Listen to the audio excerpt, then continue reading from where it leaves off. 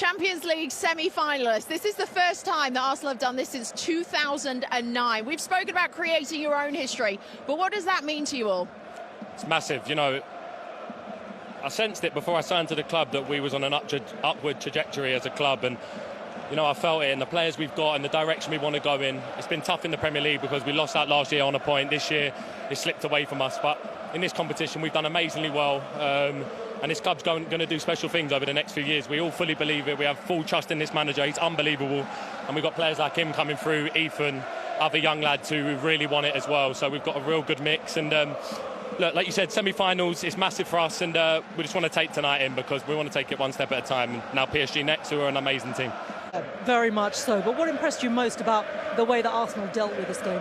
I think it's the way that they managed it. I think we've watched them in the Champions League in previous years, and they've been naive, as Declan mentioned there, and they've been punished at times, and they kind of haven't turned up on when it's really counted and mattered. Here today, I think against the champions, and over the two legs, they bossed it. They absolutely bossed it, and Declan was at the forefront of that, I thought. But also equally, I would say Saka in terms of defining and being decisive. And we've talked about it, and I've debated it quite a lot over the years about is he world-class? So Saka, 100% world-class footballer who will decide matches now for the rest of his career, I believe, at the top level, at the top table, alongside the best players. And I think he would have gone into this game, just like Declan Rice, and gone, right, on their team, they've got Jude Bellingham, Declan Rice, that's against me. Oh, you've got Vinicius and Mbappe, Saka will be judging himself against those players. That's what happens. They've come out on top today. It's only one game over 2 games, I get that.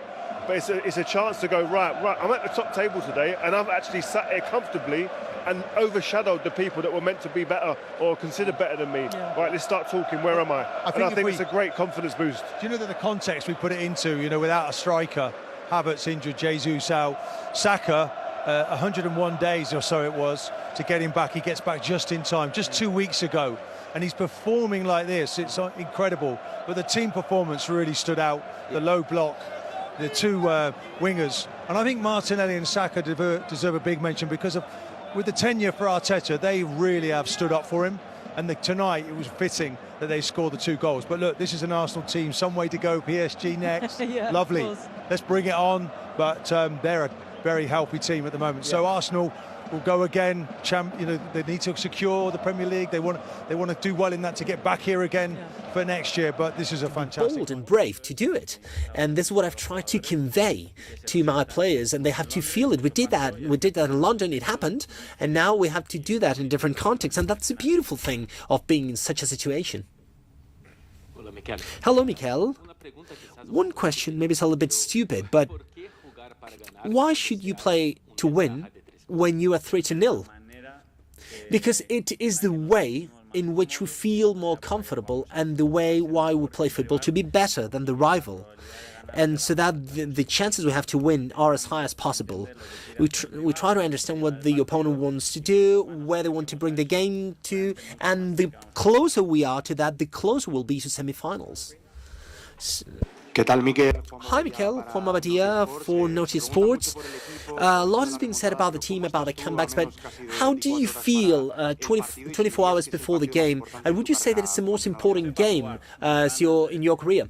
Well, I'm ready to play. I really want to play. I really want to be there with my players, with the club, in a scenario that, well, in the end, this is what we've tried to do in the last years, in the last seasons, to position the club at this level against the best opponents in Europe.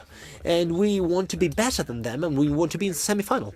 Firstly, the gentleman in the white at the back there, with the hand up at the back there, and then we'll come to the final question with this gentleman down here.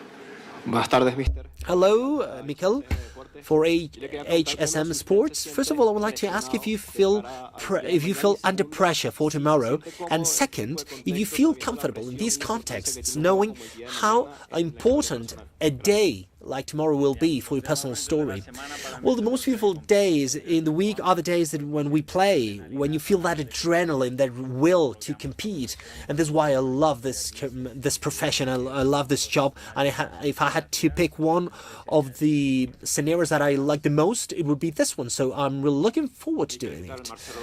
Hello, Marcelo Dobal from Dosis Futbolera. In one of your answers in English, you've talked about the 3 factors in English: the physical, technical, and tactical, and emotional. emotional. You know that if the game moves to emotional side, well, maybe you could lose in this stadium. What does Arsenal have to do for football to be the most important thing here and not the emotions?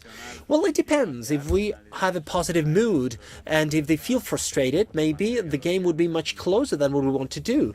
But this would depend on every action of every moment on how the game evolves.